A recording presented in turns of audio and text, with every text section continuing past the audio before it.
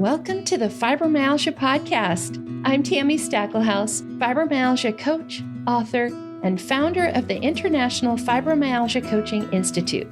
The goal of this podcast is to empower you with access to the dream team of experts and coaches I've discovered are key to living the fibro life you love.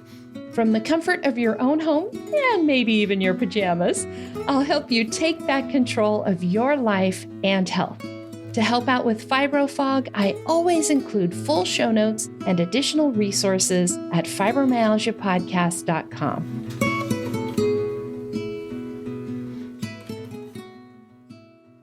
Welcome to the Fibromyalgia Podcast. I'm your coach, Tami Stackelhouse, and this is episode 111. In today's episode, I'm interviewing Dr. Chelsea Liebowitz about insurance enrollment and utilization. Working with clients, I get a lot of questions from people who are trying to understand their insurance coverage.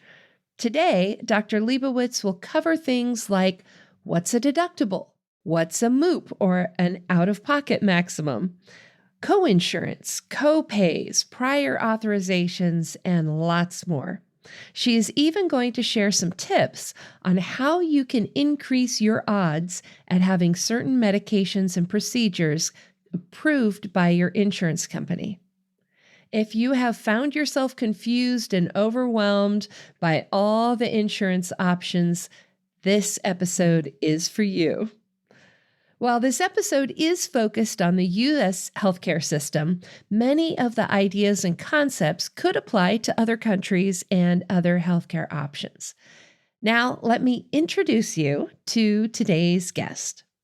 Dr. Chelsea Liebowitz grew up in Farmington Hills, Michigan, where she endured her fair share of chronic illness. Despite constantly feeling ill, she was determined to find answers, and so she went to the University of Michigan in search of them. 3 degrees later, the answer wasn't found in school classrooms. It was found when she learned to trust herself. Chelsea now coaches other patients with chronic jaw pain and has a vision to upgrade the healthcare system to provide better service to those struggling with chronic pain. She is the author of TMJ is Ruining My Life, Managing Jaw Pain So You Can Eat Normally, and Life with a Service Dog, Make an Informed Decision to Get a Psychiatric Service Dog. We will have links to Dr. Chelsea's books on today's show notes page at fibromyalgiapodcast.com/111 for 111. Of course, I want to remind you that the information that we share in this podcast is not meant to be considered medical or insurance advice, nor is it intended to replace consulting with a qualified insurance broker, physician, or other healthcare provider. Dr. Chelsea is, of course, sharing from her personal knowledge and expertise. If you are interested in hearing more from Dr. Chelsea, including her personal experience with chronic pain, I would recommend checking out our prior interview in episode 92. It's at fibromyalgiapodcast.com/92, where Dr. Chelsea talks about addiction, dependence, withdrawal, all those things related to medications. That discussion that we had was really quite interesting and enlightening. So I encourage you to check out episode 92 as well. Now, here is my interview with Dr. Chelsea Liebowitz.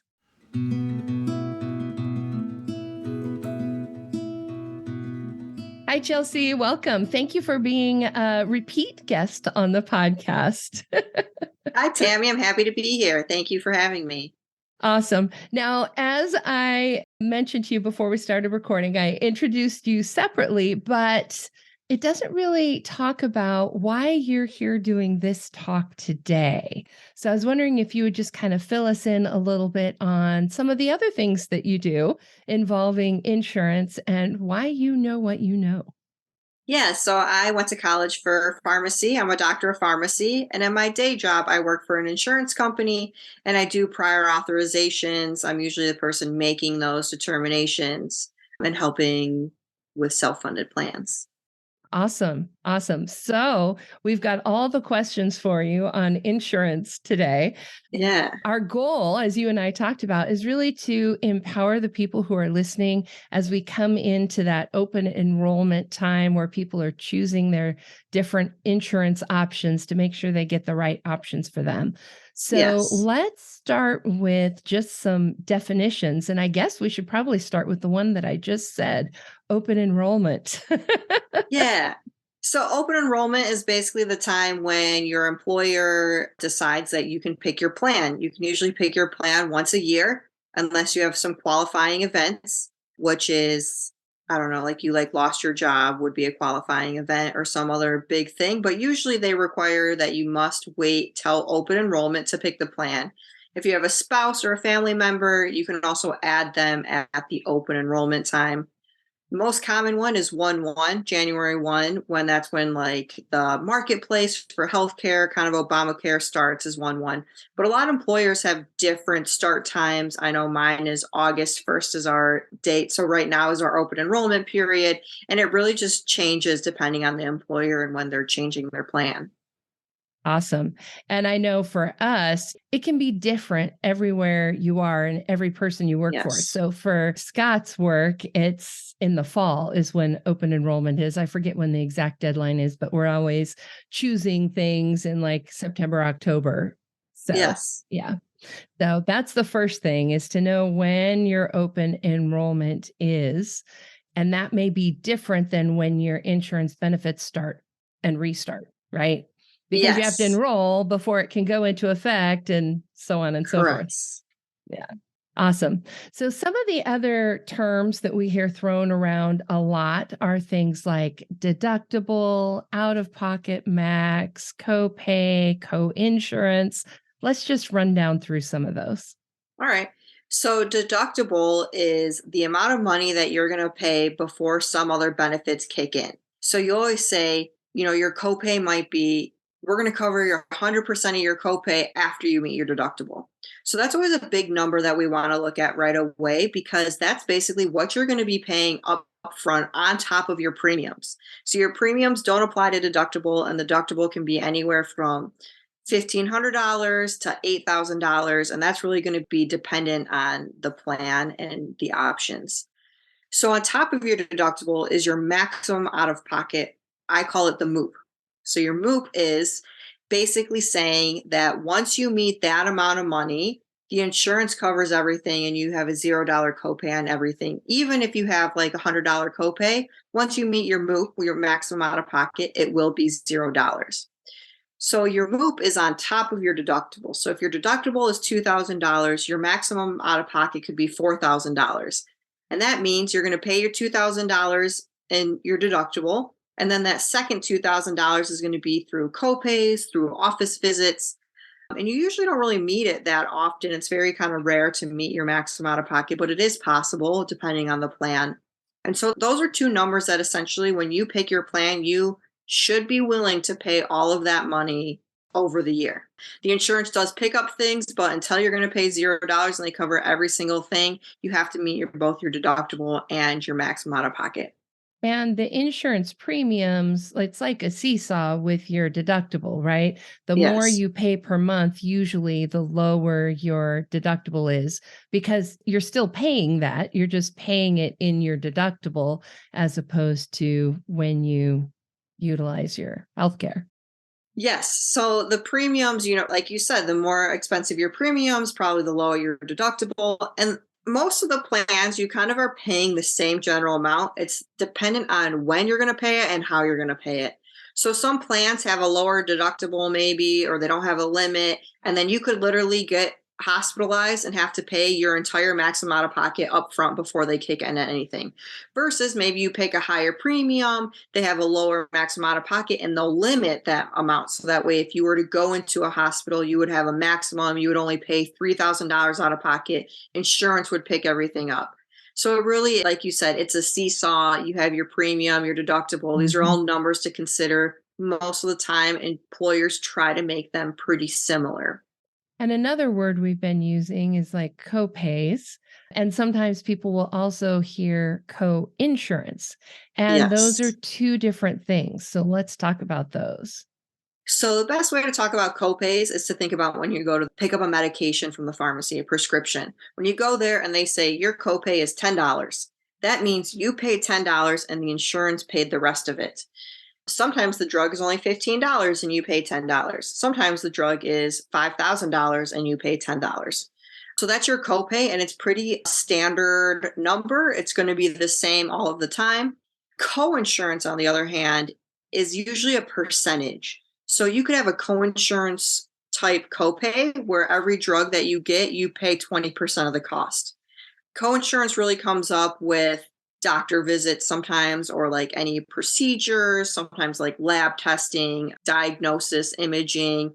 They'll have like a 20% coinsurance, which is you pay 20%, the insurance pays the rest until you meet your maximum out of pocket, and then the insurance pays everything. Right. So putting all these pictures together, let's say that we need to go get an x-ray, and just for super easy math, let's say it's $100. It's not going to be Mhm. $100, but No, it's going to be way more than but for that. easy math, let's just say it's Right. $100. So your deductible, if you have a $500, $1,500 deductible, and you haven't met that yet, you're paying the full $100 because you haven't met your deductible yet, right? Yes. And then if you were to have let's say a $25 copay, that Mhm. means anytime you go get an x-ray, it's $25, then your $100 x-ray is $25, Mhm. right? Yes. And then if you've met your deductible and you're in that co-insurance part of things, then let's say it's 80-20, where insurance pays 80%, you pay 20%, then your $100 x-ray is $20. Yes. And then the final scenario, if you have met your out-of-pocket maximum, your MOOP, I Yep. love that, then you don't pay anything for your $100 because you've already paid the maximum amount that you can pay in a year. Yes. That's about sums it up. So for you listening, you can see why this is confusing. Because there's 100%. so many different ways it could go depending on where you're at with your deductible, your out of pocket, all of those things. Hmm. Yeah. Yeah. And so what I would say is your HR.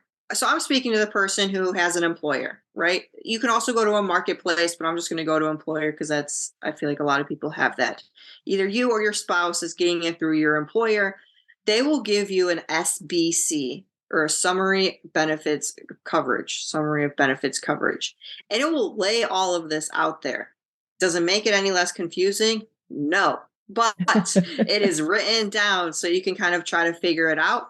And usually your HR person can really help, or they have like your HR person has a rep who you can talk to and just say, hey, how much would it be to get an x-ray on this plan? I get every 3 months x-rays to check on something. How much would it be? And the representatives, the HR, are there to help you and ask the questions.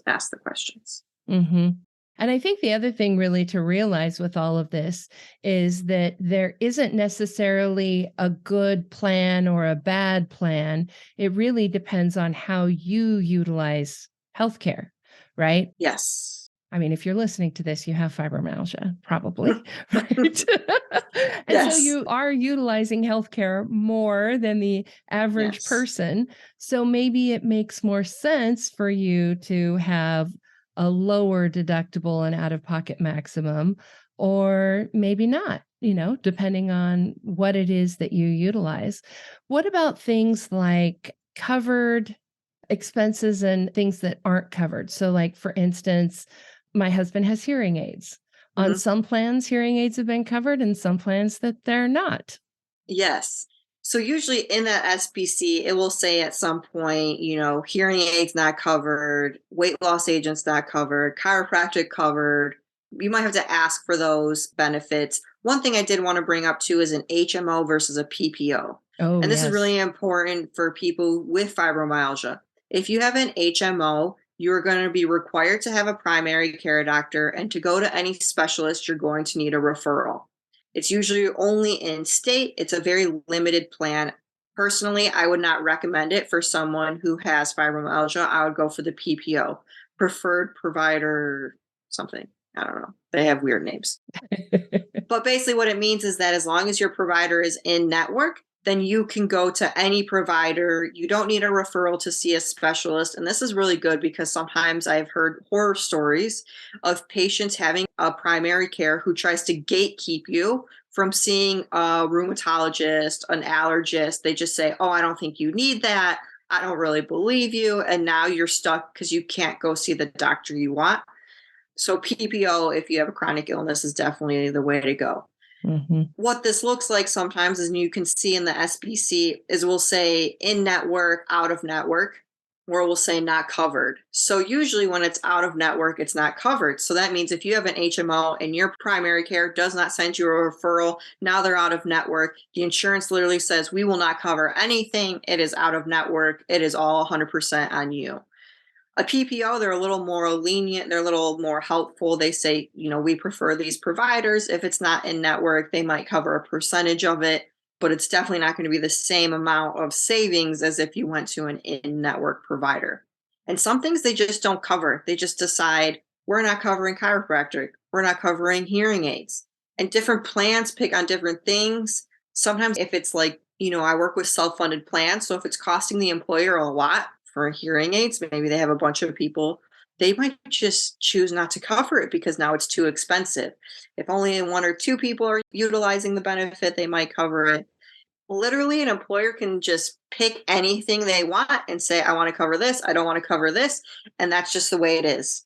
And that's why it's so hard to pick a plan. That's why your doctor doesn't know what plan you have, because there are just an infinite number of plans out there that they have no way of knowing.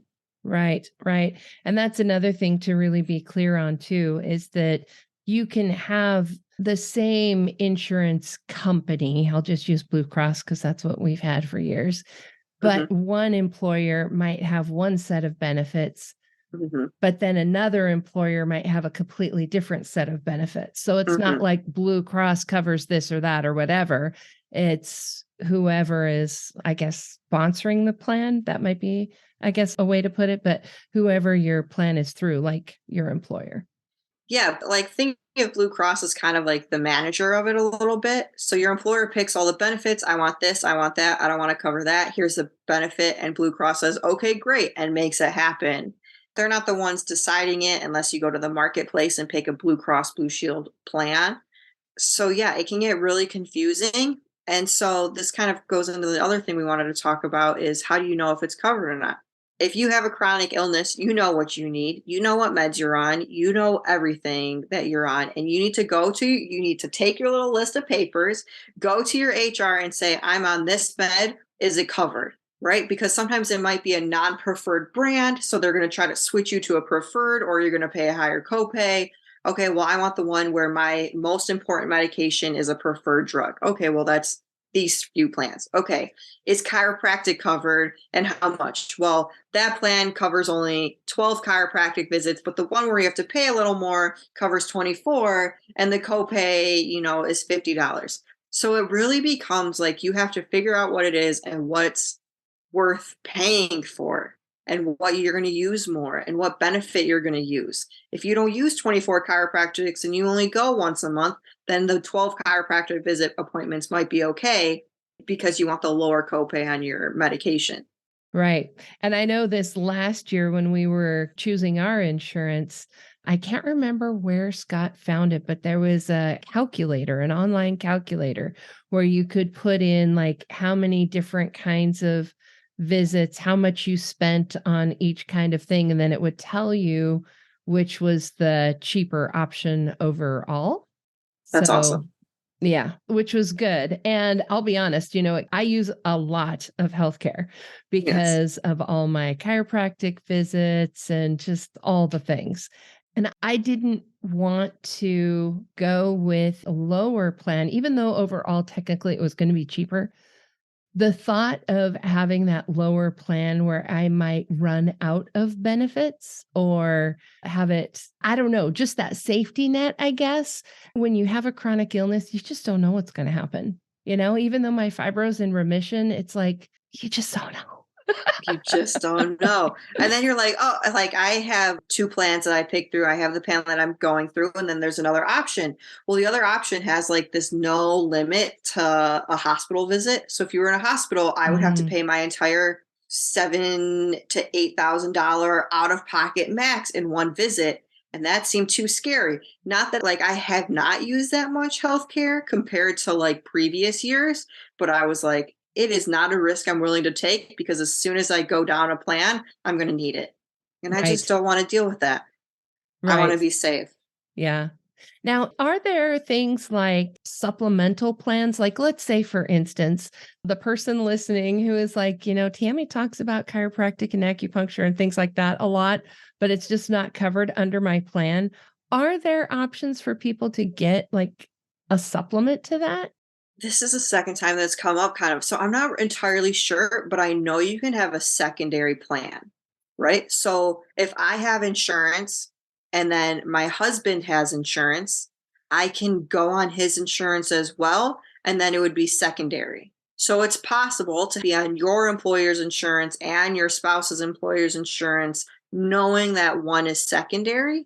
And sometimes that helps with copays. Like if your plan isn't covering it all, the other plan will kind of kick in and cover some of it. And that would be the same for like chiropractic visits. I haven't found out if you just can go onto the marketplace and get a new insurance, like get a secondary insurance.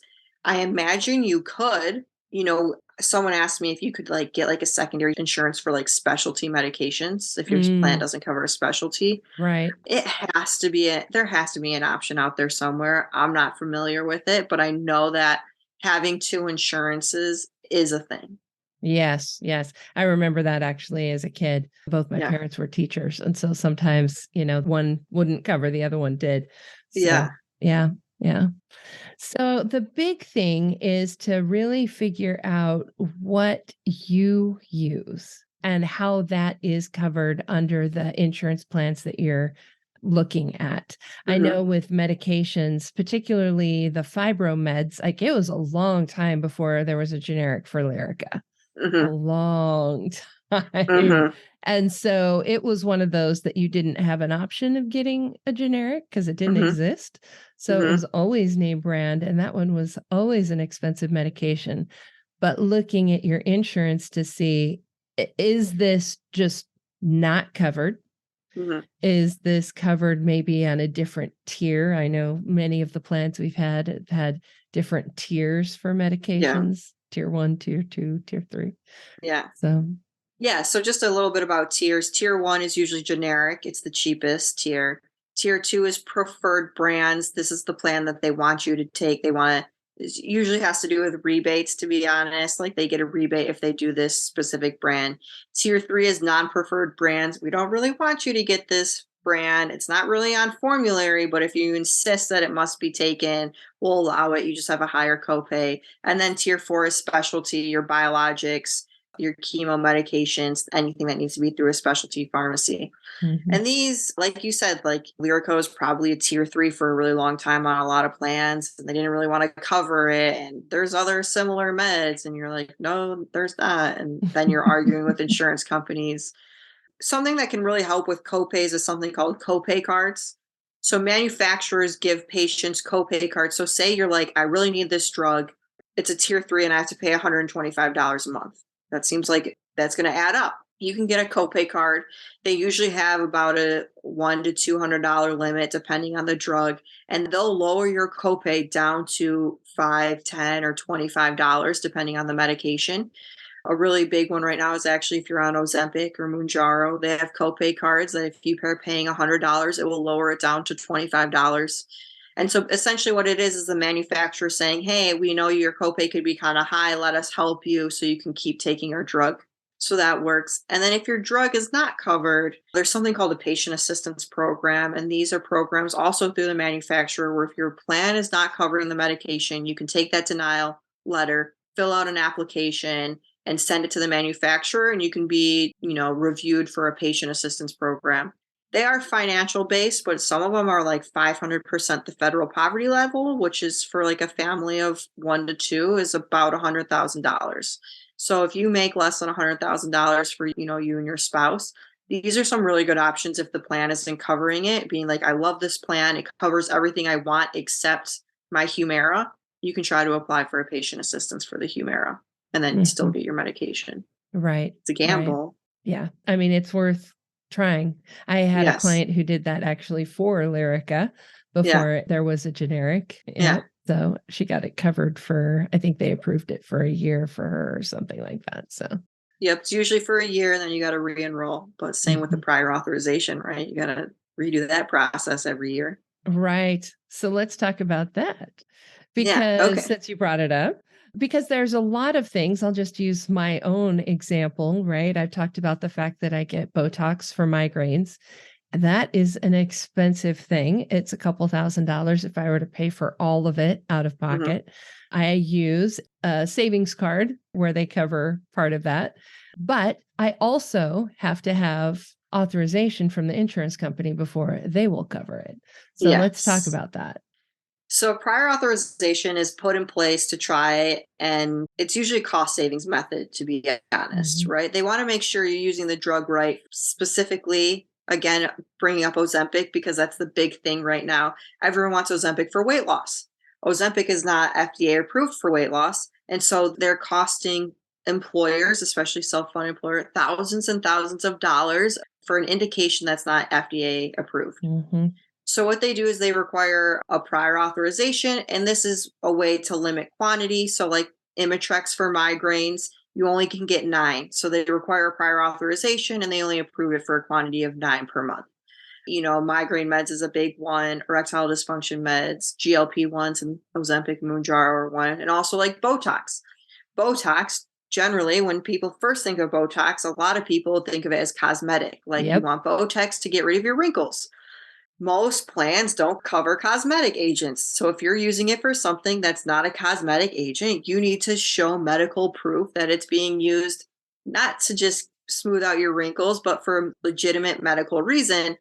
So they have a prior authorization. And that's basically your doctor has probably complained about it, your pharmacy, everyone has probably complained about it. No one really likes prior authorizations. They're the reason that stops you from getting your med at the pharmacy. It's a necessary evil. And the best thing you can do is just learn about it and figure out what you need to provide so you can provide it right away. Whenever you have a new plan, whenever it's a new year, you usually need a new prior authorization. So for these prior authorizations, they usually want your diagnosis code. They want to know what else you've tried. They want to know if it's working. So when you've been on it, they want to know, like, yes, this is providing adequate relief or adequate relief. That really it's working and they're not just paying for it, even though you're still getting migraines. I know I had to submit a headache log. Before I was approved, I had to show that I had a certain number of migraine days a month.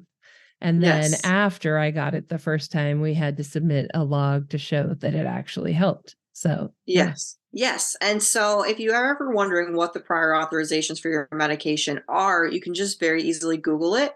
One, you could always ask the person, but if you just don't want to talk to someone and just want to Google it, type in your drug name and say prior authorization requirements, and a whole bunch of different plans will come up and different requirements will come up. And that's kind of how you can get a good idea of what you need to see if you've met them. Some plans are more strict, some plans are more lenient. And so your specific plan will vary, but it's a good idea. Sometimes, you can see what the requirements are beforehand. Right. Just to know what you need to do. I mean, right. With a headache log, if you find out at the last minute you need that and you haven't been tracking your headaches, Right. right? Yes. Yeah. It just Yeah. kind of gives you a heads up. Then when you go to your doctor, you have your appointment and you're like, hey, this needs a prior authorization. Once you have insurance, you can also just call your insurance and just say, what's the prior authorization requirements for this med? And they should be able to let you know all of that. And that way you can take it to your doctor. So that way you don't have to, well, we need X, Y, and Z. So come back in a month. And now you have another provider copay to pay. If you just get that all taken care of and do your due diligence and kind of bring that to them and say, they want to know X, Y, and Z, will you make sure you put that on the form? Makes your doctor's life a little easier, makes your life easier, you get the med quicker. Absolutely. Because, of course, your doctor is not going to be able to know what your plan is, Right. right? Because, as we've discussed, even if you have a particular, your insurance is through a particular company, the options are infinite. Yes. And even having a prior authorization doesn't always mean that it's going to be covered. Some plans just refuse to cover Botox for whatever reason. They just say, no, we're not covering it. It's an injection given in the doctor's office. It's not a pharmacy benefit covered under medical. And then medical is insistent that it's a pharmacy benefit. That's another big thing that can happen is if it's an infusion given in a doctor's office, it's usually covered under medical. And if it's a medication, if it's given like subcutaneously, like give it to an injection you give at your house, that's usually pharmacy. And sometimes there's a battle between who's going to cover it. It tends to be cheaper under the pharmacy benefit just because the drug itself is under the pharmacy benefit. But then they're like, no, we don't cover infusions. And so we deal with that sometimes. That's a big back and forth. And so if you are on infusion, you want to make sure you say, is this covered? Is this covered under medical or pharmacy? And if it's covered under medical, okay, what are the infusion costs? What are the infusion copay versus what would be my copay picking up at the pharmacy? Those can be different. And another thing I noticed with my Botox is that the Botox itself comes from a specialty pharmacy, so I have to pay the pharmacy. But then in the doctor's office, I have the regular doctor's office visit copay. And then I have a coinsurance for the procedure of actually doing the injections. Yes. And the procedure and the office visit are covered under medical, but because you're picking it up at the pharmacy, that's your pharmacy benefit in play. Crazy. There's just so many things in play. There's so many moving parts to it. There are still things that I don't understand, and I work in it every day. Then you also get like durable medical equipment. Sometimes your glucose monitoring system is covered under pharmacy. Sometimes it's completely excluded and only through your DME. It's crazy.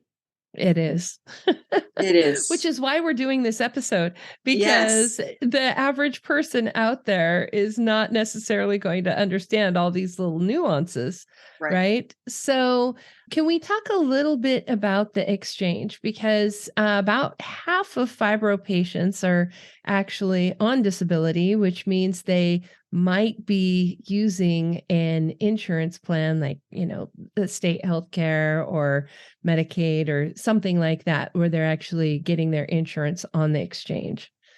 Yeah. So the exchange open enrollment is usually in December, and then it starts 1/1. And that is like you just have a whole bunch of plans that you kind of look up and you can compare plans. And there's just like, it seems like an infinite number of plans. My experience with exchange, what I did like about it is you can literally look up your provider and say, I have this provider. I want a plan that this provider is in network, and we'll give you all of the plans that that provider is in network. That's kind of nice because your employer's plan is going to be your employer plans. They're going to pick 4 to 6 for you, right? And they're going to say pick one. Healthcare, you just have like an infinite number. There's like silver, gold, bronze. I think they just standardized some of it recently. I'm not entirely sure, but it's through this website, and it's a little easier to kind of find, make sure your doctor's in network. Right, right. Because you have all the plans to choose from. Right? Yes. Yeah. Yes. And I will say with that if you find that all incredibly overwhelming, which it can be, right? On one hand, it's good. You've got lots of options. On the other hand, it's overwhelming because you have lots of options, right? Yes. What can be helpful is finding an insurance broker, particularly in your state, because they are licensed that way. But if you can find somebody to kind of sift through all of that, and they'll be able to know a little bit more about, is this a good company to work with, or are they late in making, claims payments and things like that, and to be able to kind of sift through that with you. So yeah, because there can be different plans. You can see Blue Cross Blue Shield, Blue Care Network, Aetna, like all of these other things. I'm not even like familiar with all of them, right? I always just went for Blue Cross Blue Shield because I knew I used a lot of healthcare, and Blue Cross Blue Shield tends to be very well known and pretty good most coverage. people take it, right? Yeah. Yeah. And so, right, it's very well taken, right? So usually in network, you have a lot of doctors that will take it. Some of them are really complex. They're going to fight you for everything. And so every time you want to get coverage, it's a battle. But like, I like the suggestion, if you have a broker, find a broker. They're going to have some tips and tricks for you. They're going to kind of know if you say, hey, I want this. They're looking at the plans all day, every day. So they're kind of know where to go, what to look for, what options to look for, which plans might have that. The biggest thing I can say is get help, because sometimes what happens is a member comes to me and they say, I want this drug. And I say, it's not covered. And then the doctor calls me all mad. Well, what are the alternatives? And I just say, this plan doesn't cover specialty. And at that point, there's nothing I can do. And it's the only thing I can really say is pick a different plan, right? You really need to know your medicine. You really need to know what benefits you specifically need. And you have to pick a plan off of that. You can't just pick the cheapest plan expecting, oh, I have health insurance, it's going to cover everything. That's not how it works. If you pick the cheapest plan, it's like catastrophic, right? Like, okay, if I'm in the hospital, I won't go bankrupt, but I'm still going to be could be paying like $20,000. I've seen like maximum out of pocket deductibles being. So you really just need to take your benefits, go find a broker, go talk to your HR guy and say, this is what I need. Which plan best fits this? I love that. I love that. So for you listening, the best thing you can do right now is start gathering that information together. Right? Yes. Start figuring out how many times do you go to your primary care? How many specialist visits do you have? Like your neurologist, in my case, we've been talking about Botox, right? Sometimes there's a separate thing for specialists. Do you have chiropractic coverage? Do you wish you had chiropractic coverage, right? Like think about the things that you might use if they were covered, right? And add that to your list and figure out what meds you take and all of that kind of stuff so that when the time comes to choose, you've got the information that you need. Yeah. Absolutely. Awesome. Now, one other thing I wanted us to talk about, and you brought this up earlier too, is, when claims are denied. You did an awesome class for our coaches talking about how we as coaches can help our clients get these claims approved. But let's just share a couple of tips for everybody now, because that seems to be a real headache and a real process for a lot of us. Yes. Yes. So again, prior authorization, you go to the pharmacy, you go to pick up your med, and your doctor says, or the pharmacy says, we're waiting on a prior authorization from your doctor. First and foremost, a lot of it is dependent on your doctor. Sometimes you have a great doctor and a not so great office staff. Sorry, I wish there was things that I could do for that. Just sometimes they just have a bad office staff. Doctors overworked. I hear that so often, actually. The doctor was great, but the person making the appointment or, when I call in, they're not nice to me. Yeah, and they're usually the ones doing the prior authorization, Yeah. which is unfortunate. However, there is like cover my meds, so you can kind of just say it's cover my meds. So what I would say is if you know your drug needs a prior authorization, go to the doctor and in the visit say, I know this needs a prior authorization. Can we do this right now? Sometimes there's a form that needs to be filled out. You can call your person, like your insurance company, and say, I'm on this drug. I think it needs a prior authorization. What are the prior authorization requirements? What does the doctor need to fill out? They can probably send you a blank. There's usually like a PA form, prior authorization form, that needs to be filled out. Common drugs that need PA forms: migraine meds, erectile dysfunction meds, specialty meds, so your biologics, your injections. Recently, GLP-1 agonist, which is the diabetic med. That's a lot of what we see. Sometimes seizure meds, and also opioids. Opioids are usually allowed. The heavier duty ones might need prior authorization. Tramadol might not, but yeah, right. Tramadol might not, but like if you're on oxycodone or fentanyl, they'll usually allow a 14-day supply. But if you need a 30-day supply because you're in chronic pain and you've been on it for many years, it usually needs a prior authorization along with like the opioid questions. Make sure your doctor, with the opioids, I always say, tell your doctor to send in the opioid contract that you probably had to sign. They have to like confirm that they checked on Michigan. It's the MAP system, the prescription drug monitoring system. Make sure they told you about abuse and the possibility and the side effects and Narcan. So prior authorizations is usually the hardest part. I would not imagine it would be done in a day. So be nice to your pharmacy when they say it's not back yet. It's not back yet. It's not their fault. So essentially what happens is the pharmacy runs the drug claim. The drug claim rejects for a prior authorization needed. The pharmacy lets the doctor know. The doctor has to complete and send the PA form to the insurance company. The insurance company has usually a pharmacist, right, which is what I do, looks at the prior authorization and compares it to PA guidelines. So it's not like there's someone over there who's like, ha ha ha, I'm going to deny this med, right? That never feels good. It doesn't feel good to deny you your medication. And also, there are strict requirements that we need to do. Maybe the plan requires 3 alternatives that you have to try. Some, okay, well, I was on a plan before and only covered 1. I'm so sorry. This plan requires that you have tried 3. So there are just certain requirements that they have to be met. They're either met or not. And if they are, then, they approve it. They have to put in the prior authorization. And sometimes they'll call the pharmacy and say, hey, the prior authorization is approved. I know we try to do that. We call them, make sure the pharmacy gets a paid claim, and then you'll get a text that it's ready. So to you, it looks like the pharmacy's doing some back end stuff, but it's like some back end stuff. Like your doctor needs to fill out this form that goes to insurance company that no one even knows who it is, that then completes the PA guidelines, make sure you have met all the requirements, and then makes a decision whether or not to approve it. And that, of course, isn't taking into consideration the piles and piles of other people's. Like when things come to you, I'm sure like the second it comes in, you're not, stamping yes or no on it, right? Like there's a queue, right? There's a list. There's a queue. We get times when like a patient will call us and say, we want to start a prior authorization. We say, okay, great. We send it to the doctor.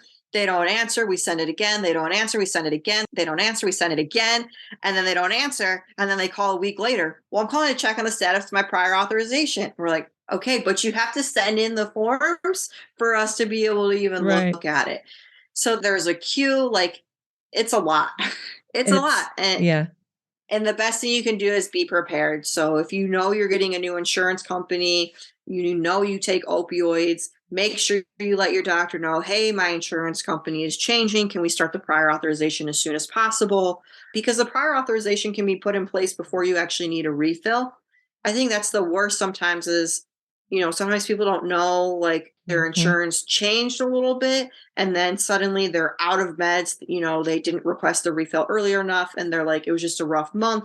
And now they're like, okay, I need my refill. And then they're like, okay, you need a prior authorization. And it's usually going to be about a week for that process for the doctor to send it out, for the doctor to get it back into the insurance company to review it. Right, right. And, we're talking about pharmacy meds because, of course, that's your world. But this does apply to procedures and things, too. I mean, I've had clients who are often various injections like trigger point injections or neck injections or hip injections or low back injections that can be procedures as well, MRIs, right? Yeah. Yes. And that is same thing, right? Your doctor needs to send over an authorization to that. So that's good to know too. If you know you're someone who gets SI injections or steroid injections or any type of injections, and that's a common thing for you, make sure you figure it out. I know there has been people who come to the appointment and then don't get it done because their insurance didn't authorize it, or they decided to book it for the beginning of the year and they hadn't met their deductible, and suddenly it's going to be $1,500 because they have to meet their deductible. Right.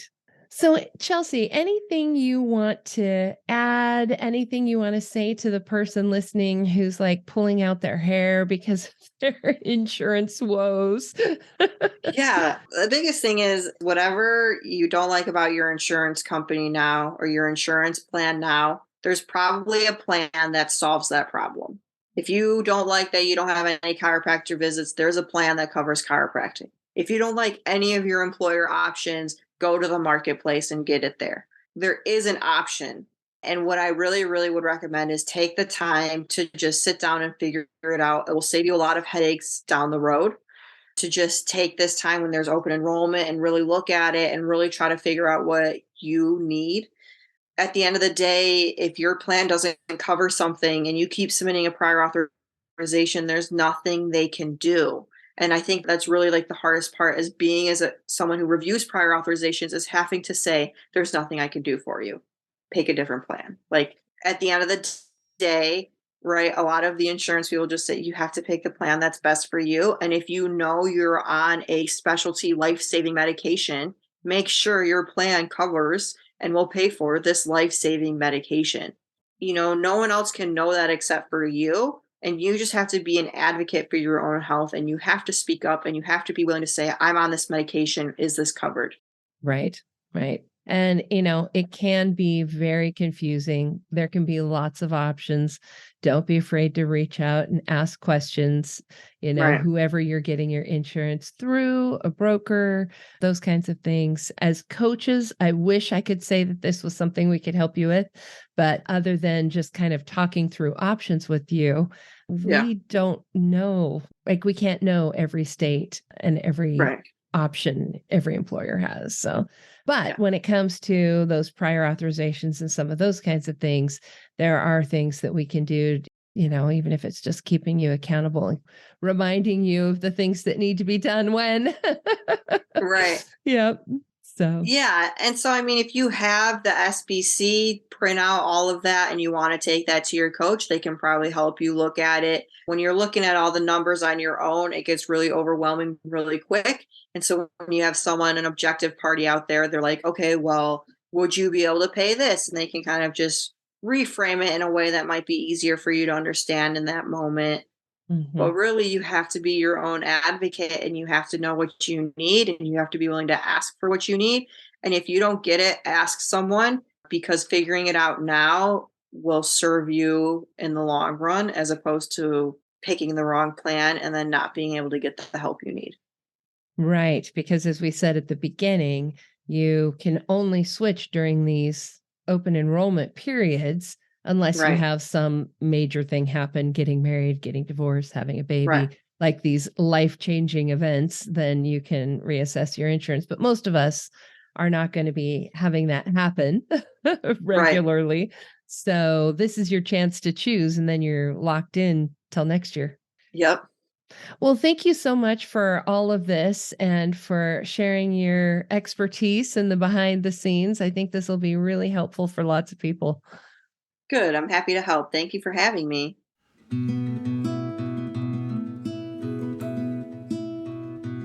And that wraps up my interview with Dr. Chelsea Liebowitz. Now, as Dr. Chelsea and I were wrapping up, after I stopped the recording, we realized there was a couple of things that we meant to mention and didn't. So I want to share those with you now. First of all, if insurance does not cover a particular medication or a particular procedure, you can still get that medication or that procedure. You just typically will have to pay for it yourself. So, for example, if your insurance doesn't cover a particular medication, you would just go to the pharmacy. They would give you the retail cash price and you would pay that.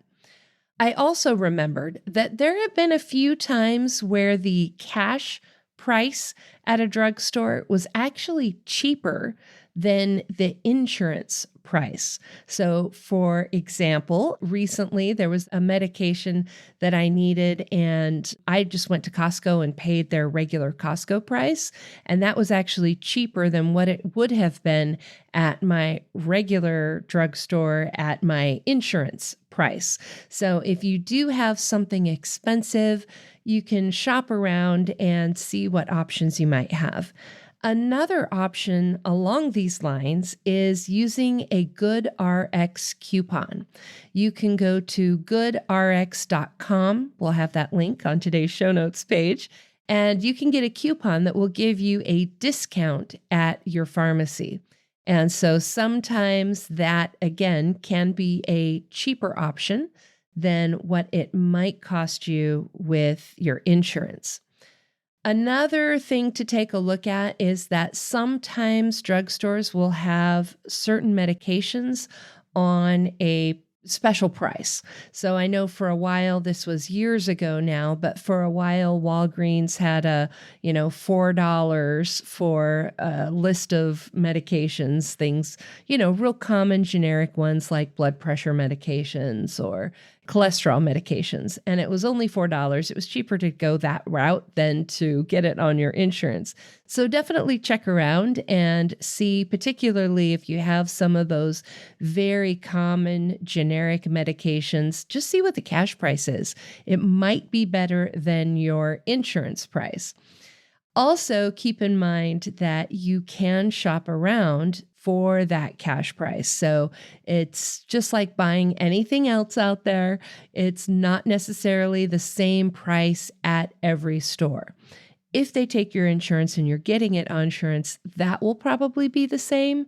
But once you get into where you're paying the coinsurance, where you pay 20%, for example, and insurance pays 80%, that price may or may not be the same at every drugstore. So definitely check that out and go grab that Good RX coupon. That can also be used for your pets. You guys know about my cat, Sam. He was on many different medications, and we used the Good RX coupon to get his medications at a lower price. Now I've got this week's listener shout out for you. This one comes from Katie in Oregon. She says, I went to the screening you hosted in Portland. That was of the film Invisible. And she says, I was so happy to have a sense of community I haven't had before with other fibro warriors. Thank you so much for coming to the screening, Katie, and for sending us your little note. We really appreciate hearing about that. It was a special night, wasn't it? Now, for those of you who haven't had a chance to watch the fibromyalgia documentary, Invisible, it is now available on Amazon Prime. So if you're here in the US, you can go out there, you can rent it and watch it now. And we are working, of course, on getting it in other locations as well. So it's worth going out and checking to see if it's available where you are. We don't have total control over that, but we are working to do what we can to get that in all the places where you guys can watch this. But just go to Amazon Prime. We'll have a link in today's show notes where you can rent it if you're here in the US. Again, today's show notes page is fibromyalgiapodcast.com/111 for episode 111. And we will have all those links out there for you. The last thing I wanted to mention before we wrap up today, we are gearing up for our next Stories of Hope and Healing event. This is the event that I hold twice a year where I interview live some of our graduates on specifically what have they done over the last few months to improve their fibromyalgia. And they share a little bit of their story. They share with you some of the things that they've done. Of course, we share excerpts of that here on the podcast. But if you'd like to attend the event live, hear the whole thing, then I invite you to join us. It will be on Saturday, July 22nd, and we will have all the details again on today's show notes page, fibromyalgiapodcast.com/111. See you here next time. And that wraps up another episode of the Fibromyalgia Podcast. I'm your coach, Tami Stacklehouse. For daily doses of hope, inspiration, and practical advice, come hang out with me on Facebook.